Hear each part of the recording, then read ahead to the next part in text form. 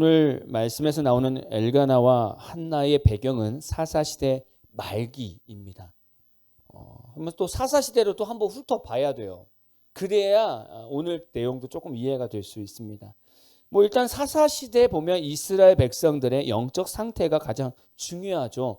이 당시에 이스라엘 백성들은 사사기 2장 10절에 이 이스라엘 영적 상태를 제일 잘 말씀하고 있어요.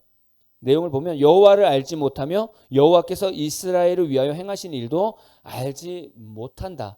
그런 세대가 지금 사사시대 때의 이스라엘 백성들이었습니다. 그러니까 이스라엘 백성들은요, 하나님을 알지 못했고 자신들의 조상 이스라엘에게 하나님께서 어떠한 일을 행하셨는지도 전혀 모르는 그런 세대가 지금 사사시대 때 살고 있는 거예요. 하나님을 모르는 세대가 일어났다면 어떤 일이 있었겠습니까? 당연히 하나님께서 무엇을 싫어하시는지도 모른다는 거예요. 하나님을 모른다는 얘기는 하나님이 뭘 싫어하시는지도 모른다는 거죠. 그래서 이스라엘 백성들은 가나안 땅에서 이방의 우상을 섬겼고 그로 인해서 종교적으로 도덕적으로 아주 타락한 상태였습니다. 또 이때를 보면 사사시대 때는 이스라엘 백성들이 위기에 처해 있을 때는 각 지파별로 또는 일부 특정 어떤 지역별로 등장하는 비연속적이고 비세속적이고 비군사적인 지도자인 사사들이 일어나서 이 이스라엘 백성들을 부족 연합 체제로 이끌어갔습니다. 이해가 되시죠? 우리 사사시대 때 말씀을 나눴으니까. 이스라엘 백성들이 이렇게 살았던 이유를 사사기 17장 6절에 이렇게 말씀하고 있어요. 그때에는 이스라엘의 왕이 없으므로 사람마다 자기 소견에 오른 대로 행하였더라. 이게 그 당시에 지금 이스라엘 백성들의 영적 상태였습니다. 이스라엘 백성들은 사사시대를 살면서 우상 숭배로 인해서 블레셋의 침략과 속박에 살았습니다. 그러나 이 이스라엘 백성들은요, 자신들이 이 주변의 국가들에서 박해를 받는 원인을 뭐라고 생각했냐면, 사실 이스라엘 백성들이 박해를 받는 원인이 뭐였습니까? 자신들의 범죄잖아요. 우상 숭배 때문에 하나님의 심판의 결과인데 이스라엘 백성들은 그렇게 생각하지 않았어요.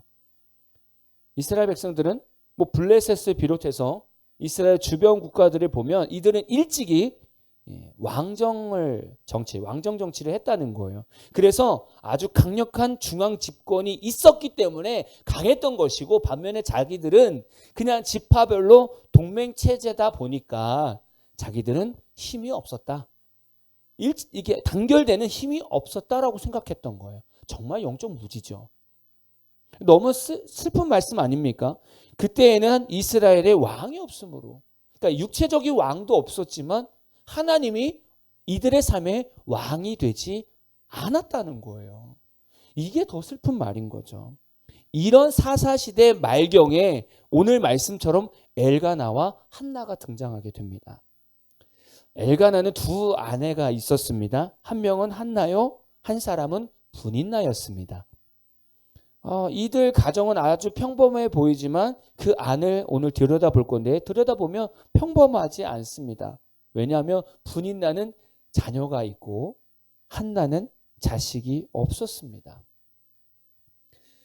오늘 말씀 읽지 않았지만 2절을 보니까 되게 재미있는 표현이 있어요. 한 사람의 이름은 한나요, 한 사람의 이름은 분인나라. 이걸로 봐서 본처는 한나입니다. 근데 아마도 한나가 아이를 낳지 못했기 때문에 첩인 분인나를 드린 거고, 그 분인나는 자녀들을 많이 낳은 겁니다. 그래서 그 다음에는 이렇게 표현하고 있어요. 분인나에게는 자식이 있고 한나에게는 자식이 없었더라.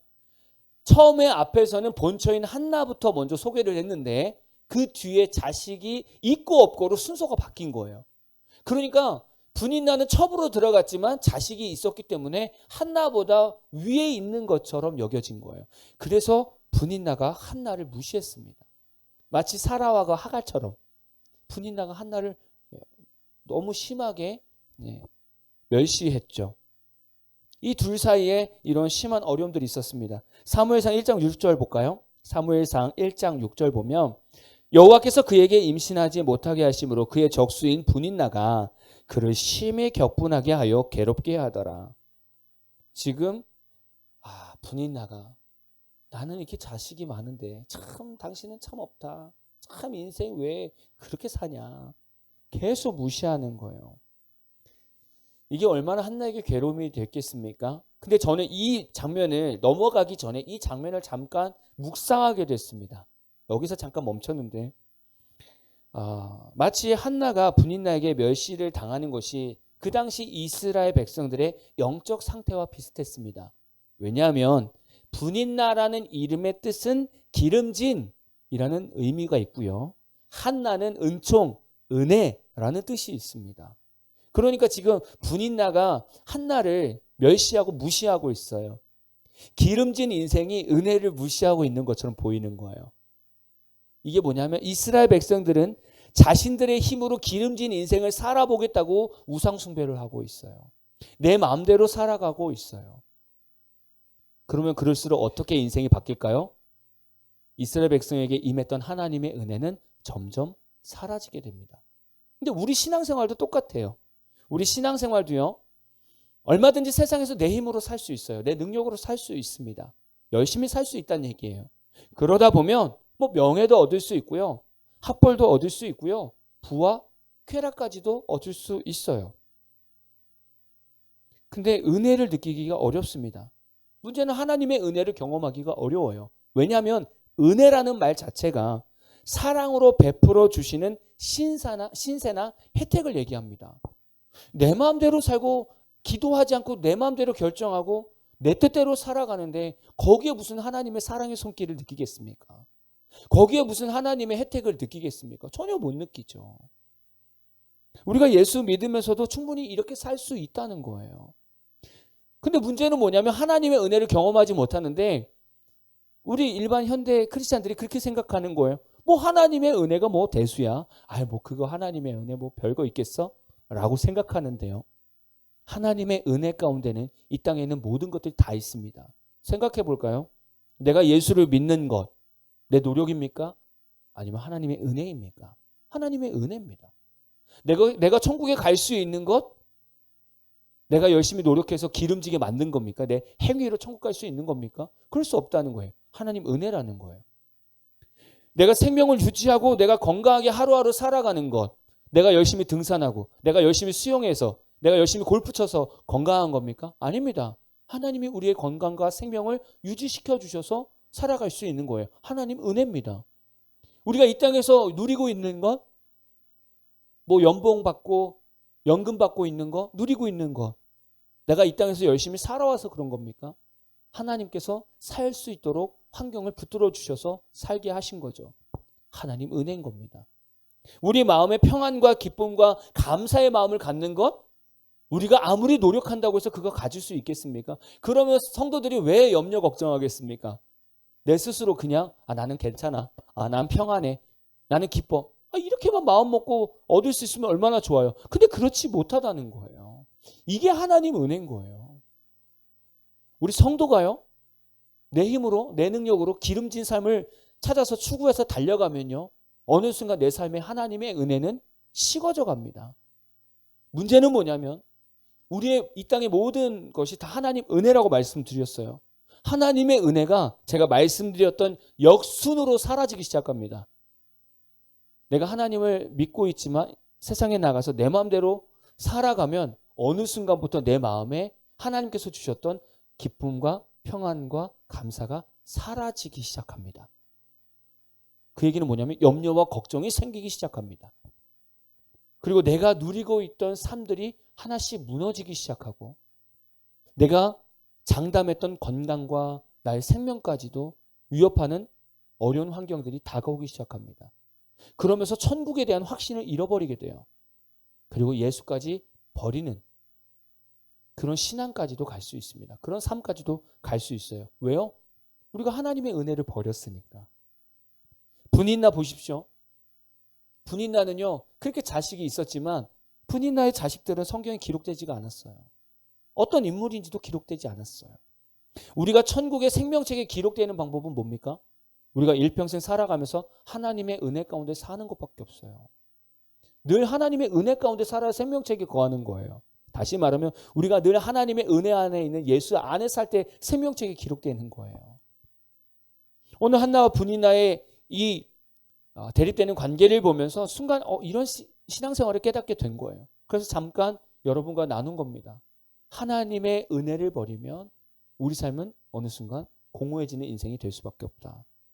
지금 엘가나와 한나가 살던 시대가 사사시대 말기라고 말씀드렸습니다. 모든 사람들이 자기 소견에 옳은 대로 살았던 사사시대입니다. 하나님보다 우상을 먼저 쫓는 시대입니다. 이때 한나의 삶에는 분인나 때문에 너무 힘든 거예요. 애 못 낳는 것도 너무 서러운데 첩이 자녀를 낳았다고 그렇게 무시하는 거예요.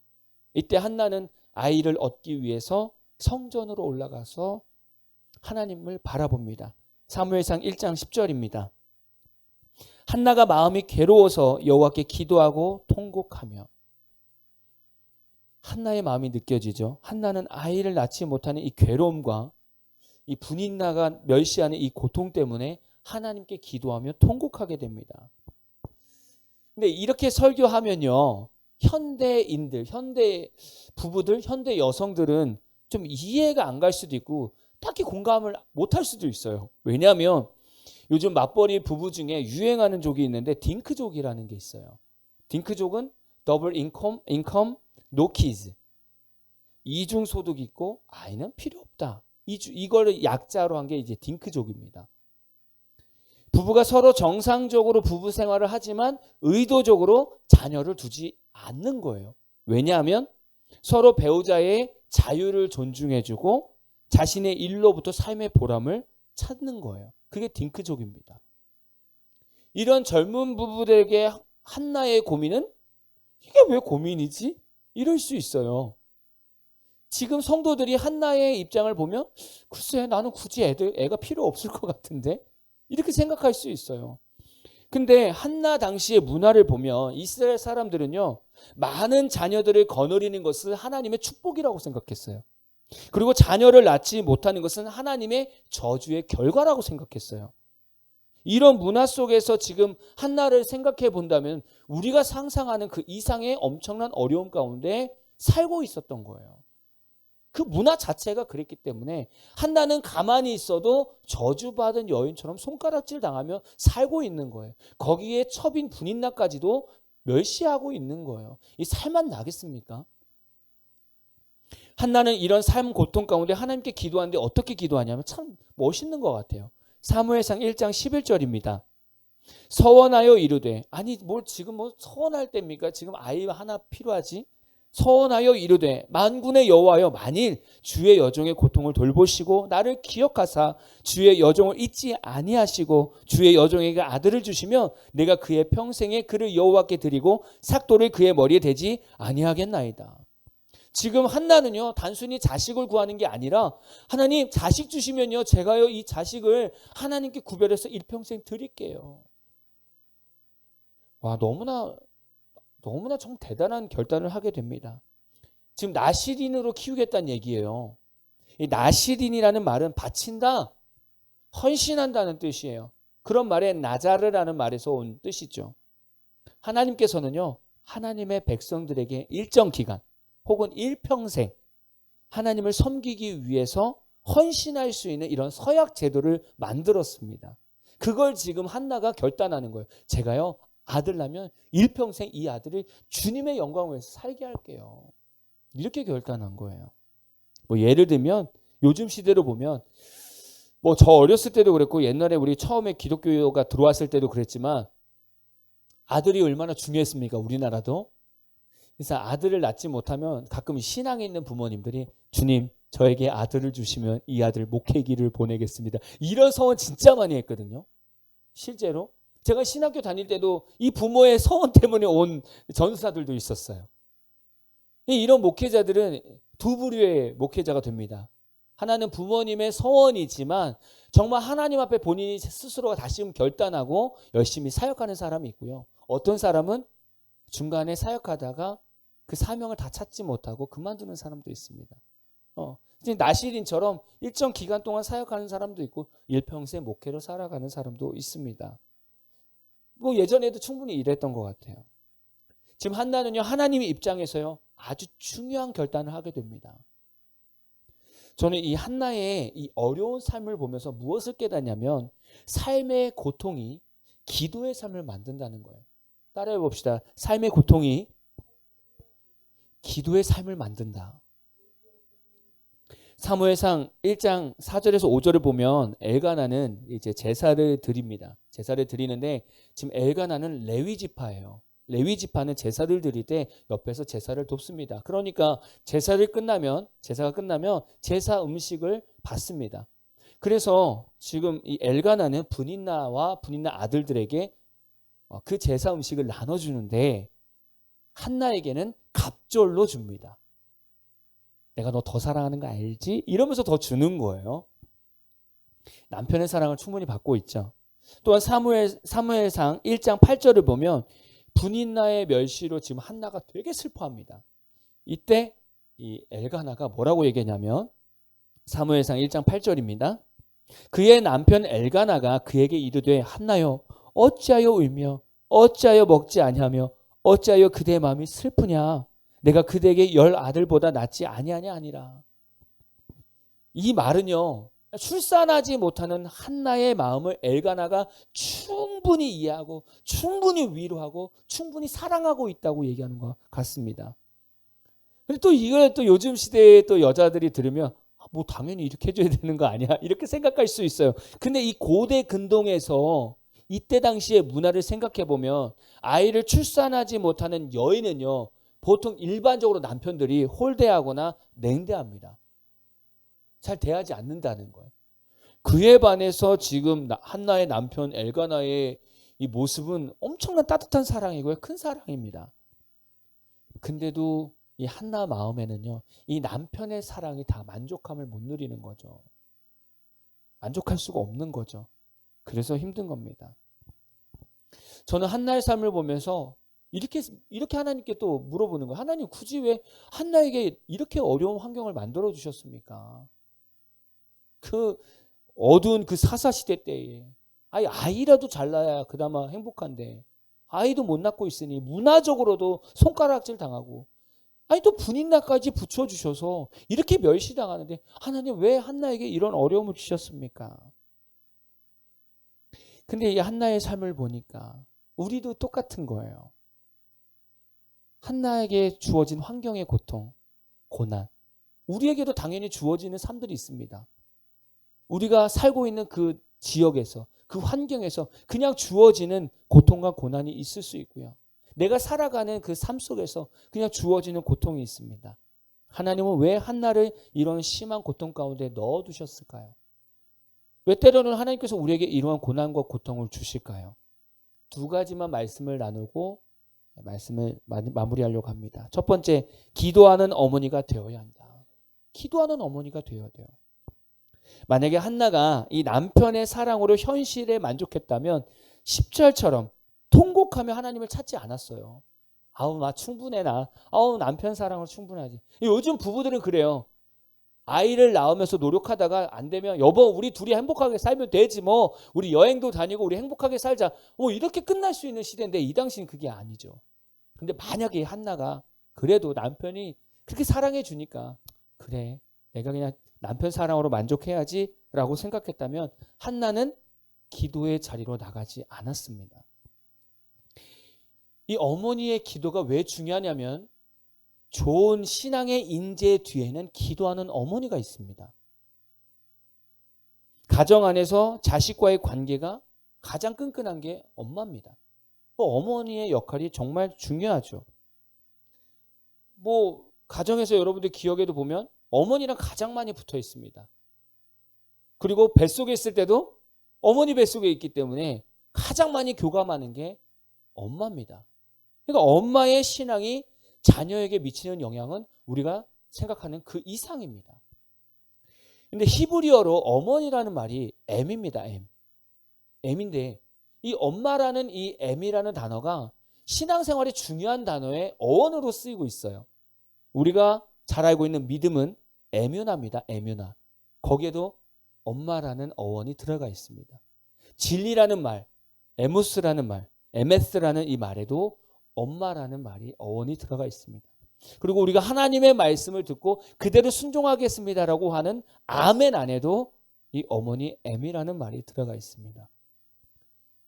어머니가 하나님께 기도하면서 믿음과 진리와 아멘하는 순종으로 살아갈 때 이 기도를 먹고 자라는 자녀들은 하나님의 인재가 된다는 거예요. 그래서 엄마의 기도가 진짜 중요한 겁니다. 하나님은 이 환경의 고난을 통해서 한나를요, 기도의 자리로 몰고 가신 거예요. 계속 몰고 가서 하나님께 부르짖게 만든 겁니다. 기도하게 만든 거예요.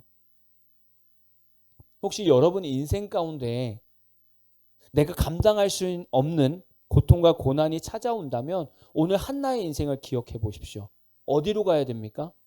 기도의 자리로 나가야 됩니다. 마음이 힘들고 생각이 어려울 때 어디로 나가야 된다고요? 기도의 자리로 나가야 된다고요. 하나님이 왜 우리를 때로는 고통과 고난 가운데 몰고 가신다고요? 기도의 자리로 몰고 가기 위해서. 그 이유가 있다는 거예요. 우리는 막 부르짖으면서 하나님을 찾게 만드는 거예요. 하나님은 그걸 원하시는 거예요. 두 번째는 영적으로 깨어있지 않은 세대에서 깨어있는 세대를 세우기 위함입니다. 한나가 지내던 시대는 사사시대 말기였습니다. 자신의 소견에 옳은 대로 행했던 시대였습니다. 이 시대를 생각해 보면 어떤 사람도 하나님의 은혜를 구하는 사람이 없었을 겁니다. 이 시대에서는 하나님께 헌신하고자 하는 서원을 하지 않은 시대였을 겁니다. 이 시대에서는 어떤 사람도 하나님을 막 하나님께 부르짖으면서 하나님을 찾는 그런 기도의 삶이 없었을 겁니다. 영적으로 무딘 시대였고요. 하나님의 역사하심도 느끼지 못하는 시대입니다. 이 시대에 하나님은 한나를 고통으로 몰고 가시면서 하나님의 은혜를 구하게 만드셨고 하나님의 기적을 구하게 만들었습니다. 그걸 통해서 한나의 고난은요, 그녀의 영성을 깊게 만들었어요. 너무 중요한 겁니다. 한나의 고통은요, 하나님께 간절히 매달리는 기도의 힘이 됐습니다. 힘.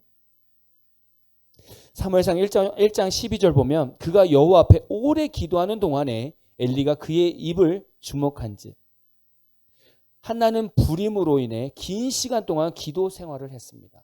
오래 매달렸다는 거예요. 오래 기도할 수 있는 힘이 뭐였습니까? 지금 한나가 가지고 있는 고통입니다. 고난입니다. 그게 지금 하나님께 부르짖을 수 있는 에너지가 됐고요. 그 자리에서 끈덕지게 하나님이 응답해 주실 때까지 기도하는 힘이 됐습니다. 기도는 하나님과의 교제입니다. 긴 시간 동안 하나님께 기도한다는 것은 그만큼 하나님의 깊은 영성 가운데 들어가는 것과 같습니다. 이거 저도 기도해 보지만 짧게 기도할 때는 하나님의 어떤 감동, 음성 듣기가 참 어렵습니다. 그런데 어떤 기도 제목이 있거나 어려움이 있거나 고민이 있거나 어쨌든 이러한 어려움 때문에 하나님께 매달리고 기도하면서 긴 시간을 기도할 때 그때 하나님의 마음을 헤아리는 것 같아요. 그때 하나님의 음성이 들려오는 것 같아요. 근데 참 인간이 참 간사하죠. 편하면 기도가 안 나와요. 배부르고 등 따시고 행복하면 기도가 안 나와요. 그래서 오래 기도할 제목이 없어요. 예를 들면 내 자식이 다 잘 되고요. 내 남편이나 내 아내도 다 직장생활 너무 좋고요. 늘 경제적으로 풍족하고요. 모든 게 다 좋으면 기도 정말 열심히 할까요? 잘 쉽지 않다는 거예요. 그러니까 하나님은 때로는 우리를 고난과 고통으로 몰고 가셔서 하나님을 매달리게 만드는, 하나님을 매달리게 만드는 거예요. 매달리게 만드는 거예요. 기도하게 만드는 거죠. 이 한나의 모습을 보면서 반대로 지금 시대를 봤어요. 지금 성도들이 얼마나 바쁩니까? 지금 크리스찬들이 얼마나 바쁩니까? 하루에 30분 기도하는 것도 힘들어요. 새벽 예배 나오는 성도들 너무 훌륭합니다. 근데 그 새벽 예배 나와서 10분, 20분 기도하고 가는 사람들도 태반입니다. 5분 기도하고 가는 사람들도 많아요. 만약에 한나처럼 하나님과 오랜 시간 우리가 기도하면 모든 문제가 바로바로 해결된다라고 얘기하면 크리스찬들이 30분만 기도할까요? 그게 눈에 막 팍팍팍 보이면 뭐 1시간도 기도하겠죠. 그런데 우리 크리스찬들이 하나님 앞에 이렇게 막 매달리면서 기도하지 못하는 이유가 뭡니까? 기도가 하나님과 깊은 교제이고 그 안에 하나님 놀라운 비밀이 있다는 것을 믿지 못하기 때문에 기도하지 않는 거예요. 점점 시대가 그렇게 흘러가고 있어요. 한나 시대 보십시오. 이 당시에 대제사장이 엘리입니다. 엘리가 한나의 기도 모습을 이렇게 보니까 이 여인이 아이를 못 낳으니까 이 포도주 마시고 만취해가지고 여기서 그냥 술정 부리구나 이렇게 얘기하고 있는 거예요. 엘리 제사장이 왜 한나를 그렇게 봤습니까? 왜 한나의 기도를 그렇게 봤습니까? 엘리 제사장이 그렇게 기도를 해본 적이 없어요. 여러분 기도해 본 사람은 알아요. 정말 힘들게 매달려서 기도해 본 사람은 알아요. 이제는 막 배에 힘도 안 들어가요. 온몸에 힘도 없어요. 근데 기도는 막 더 해야 될 것 같아. 그러니까 소리는 못 내고 입만 뻐끔뻐끔 돼요. 뭔 느낌인지 알죠? 기도해 본 사람은 알아요. 뭔 느낌인지 알죠? 저도 이 느낌 뭔지 알아요. 막 힘드니까 이제 소리는 안 나오고 막 입만 뻐끔뻐끔 하게 돼요. 엘리 제사장은 그만큼 기도하지 못한 사람이에요. 하나님은요, 한나의 영성을 이렇게 만들고 싶어서 고난과 고통을 주신 거예요. 이 고난과 고통이 다 나쁜 건 아닙니다. 지금 이 시대에 필요한 것은 바로 이러한 성도입니다. 정말 한나처럼 하나님을 붙들고 부르짖으면서 하나님을 찾고 하나님의 뜻을 구하고 하나님께 나아가는 성도가 필요한 겁니다. 오늘 말씀은 단순히 뭐 어떤 여자 성도가 이런 성도가 일어나야 됩니다. 이렇게 얘기하는 게 아니에요. 여러분 한나의 말씀을 다 기억하십니까? 근데 오늘 말씀은 성도뿐만이 아니라 여자 성도뿐만이 아니라 오늘 말씀은 교회를 말씀하는 겁니다. 에베소서 5장 31절에서 32절 현대인의 성경으로 읽어드리겠습니다. 그래서 성경에는 사람이 부모를 떠나 자기 아내와 합하여 두 사람이 한 몸이 될 것이라 라고 했습니다. 여기에는 깊은 뜻이 있습니다. 나는 그리스도와 교회와의 관계를 두고 말하는 것입니다. 지금 사도 바울은 예수님과 교회의 관계를 두 사람이 서로 만나서 부부가 되는 관계로 말하고 있어요. 예수님은 신랑이고 교회는 신부라는 거예요. 성도는 교회의 지체고요. 그러니까 성도의 어머니는 교회입니다. 교회가 한나처럼 살아가야 돼요. 교회가 한나처럼 기도해야 믿음의 세대가 일어난다는 거예요. 교회가 한나처럼 삶을 헌신해야 영성 있는 인재들이 일어난다는 거예요. 교회가 한나처럼 기도해야 이 땅을 변화시킬 수 있다는 겁니다. 네, 다음 주는 사무엘에 대해서 나눌 거예요. 한나의 기도가 어떤 사람을 세웠는가? 우리는 너무 잘 압니다. 이걸 볼 때 우리도 오늘 한나의 모습을 보면서 다시금 기도로 돌아가야 돼요. 다시금 기도의 삶으로 돌아가야 돼요. 다시금 기도하는 교회가 되어야 돼요. 기도의 소리가 이 교회의 문을 넘어가야 돼요.